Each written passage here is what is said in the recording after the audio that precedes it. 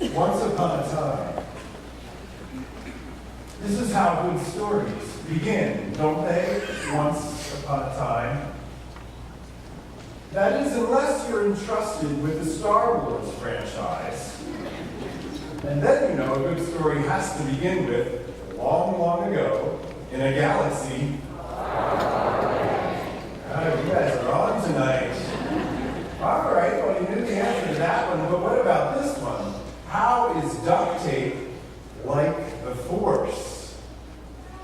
It has a dark side and a light side, and it binds most things in the galaxy together. Or why do doctors make the best Jedi? Because a Jedi must patience have. Or what do you call the website that Chewbacca started to give out secrets of the Empire? WikiLeaks. I know this is agonizing for you, sorry, I just wonder. What do you call a pirate droid? Pirate droid. R2D2. As my son came up with at the lunch table today, C-S-E-A, C-3PO. Clever. Well, I have not been to see the movie, so don't worry, no spoilers in this sermon as far as that is concerned. But I do know that it is a merchandising and an advertising force. It's a force in the entertainment industry. But tonight we are gathered to proclaim a force of a different making.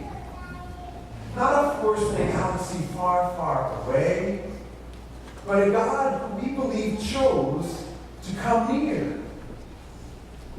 Not a force in some fantasy, but one anchored in history. During the reign of King Herod in Jerusalem, a census was taken while Quirinius was governing Syria. It's then that we believe a force awakened. As is sung in a way in the manger, the cattle are lowing, the baby awakes. And that's the force I believe the world needs more than ever, and I want to talk about tonight. So once upon a time is the way Christmas begins. Once upon a time, God sent the angel Gabriel. Once upon a time, there was a pregnant woman and a faithful young man. Once upon a time, there were shepherds watching their flocks by night. Christian author David Miller asserts that Christmas begins in the longing of each human story.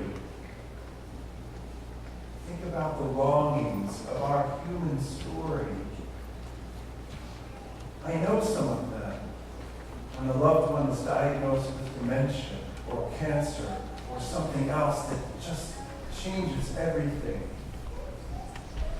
Or once upon a time, Bashar al-Assad was president of Syria while people in his country fled for their lives, huddling together in flotillas, clinging to each other for life. Or once upon a time, there was a holiday party at a social service agency in San Bernardino. Or once upon a time, there was a man in the prime of his life who was given a pink slip and shown the door. Once upon a time, there was a sad and lonely teenager wondering if the haunting mistakes of yesterday would ever relent. Our stories, with their unrequited longings for redemption, usher us closer to the place where Christmas dawns, where a force awakens. For we believe that Christmas dawned because God looked down on the unfolding human story and saw the pain and the strife and said, "No, these pains shall not go unattended." So I tell you that Christmas begins not amid tinsel or in the shopping malls, but it begins in God's restless desire to address the pain of every human story, of your story, and gather them all into the story of God's great love for the universe. And if this is true, my friends, then Christmas dawns not just once a year, but again and again in our lives. Christmas dawns when we look at just one situation or one strained relationship of ours or one hungry child or one need in the community and say, no, this pain shall not go unattended.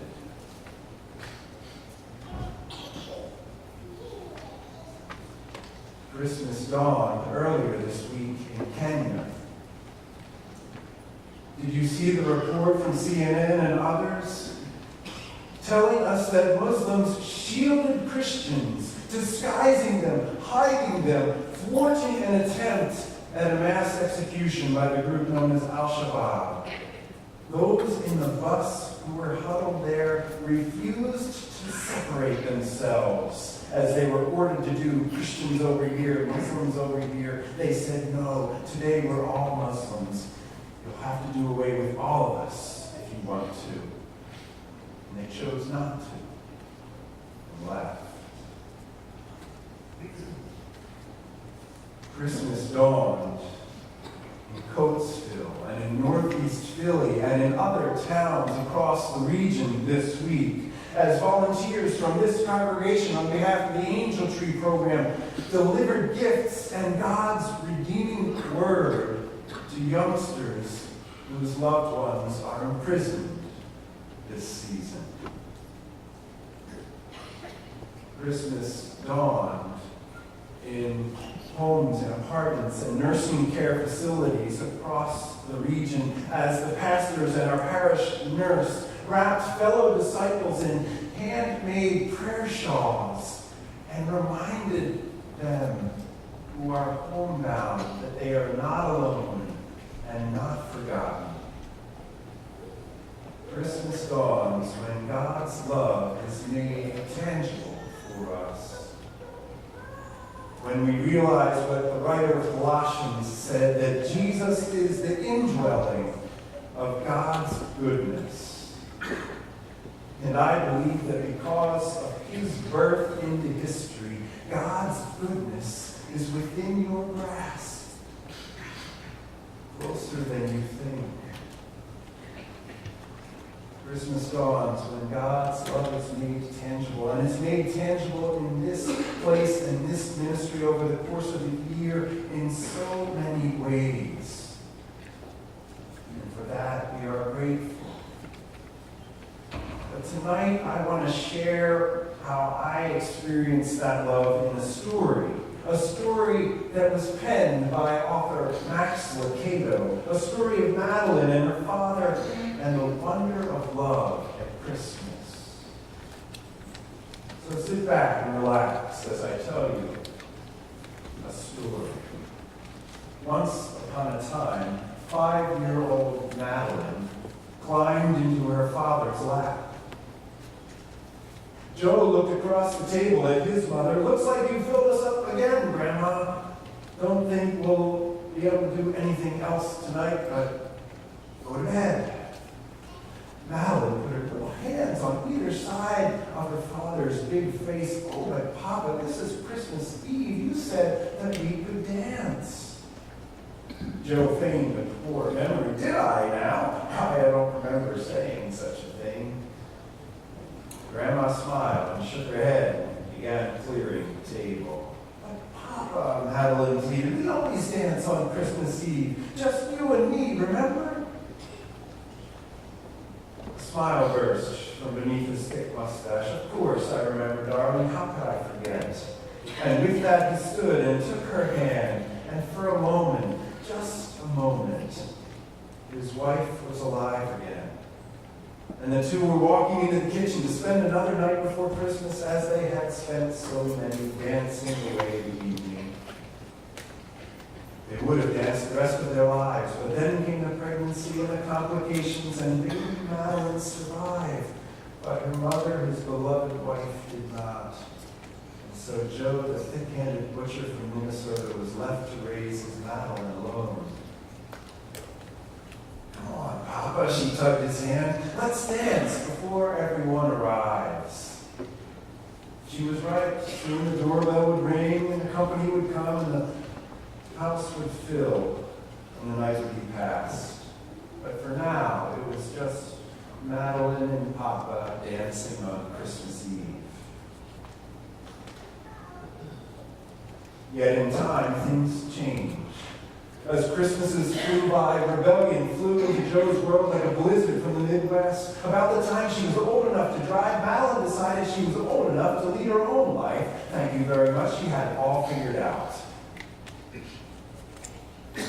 Joe would give anything to learn how to talk to this girl who once sat on his lap and called him Papa. And he tried, but most of their talking ended up in fighting, and the chasm widened.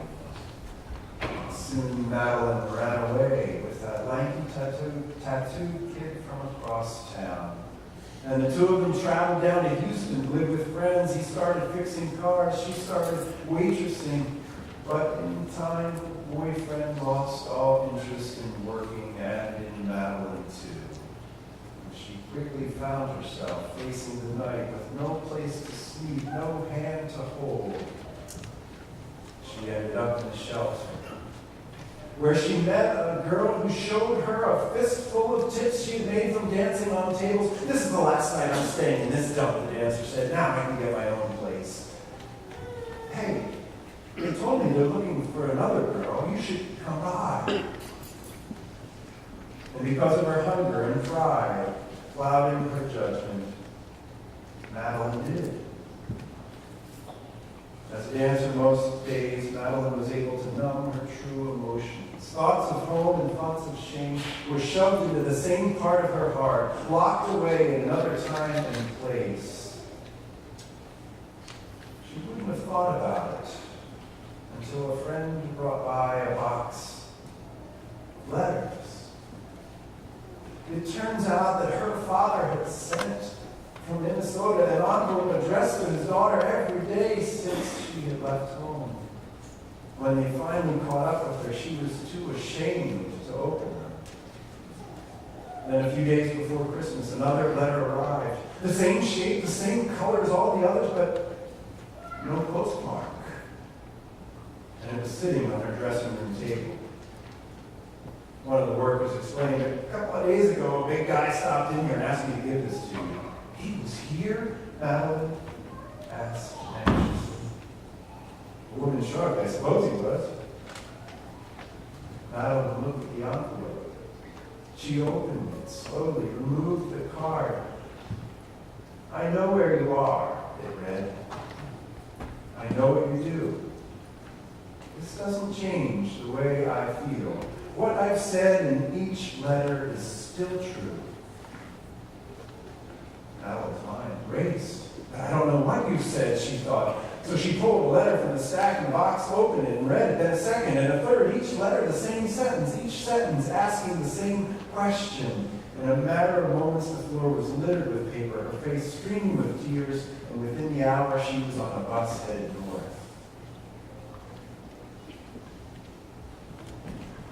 That night at Joe's house, the relatives were starting to leave. He was helping Grandma in the kitchen when his brother called, Hey, Joe! Someone's here to see you. Joe stepped out of the kitchen, stopped, and looked. There she was, in the doorway. In one hand, a backpack. In the other hand, a card. The answer is yes, she said to her father. If the invitation is still good, the answer is yes.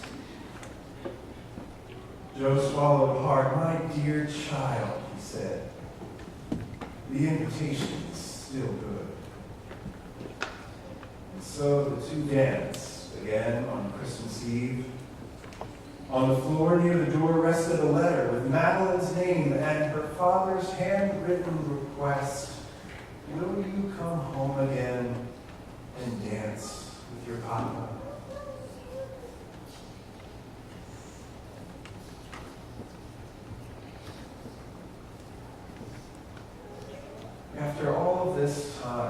after all of our wavering and wandering, there's still a child in the manger. There's still an invitation from the Father. A force awakens. It's the force of God's incarnation. And the offer is still good. For unto us is born a Savior, who is Christ the Lord.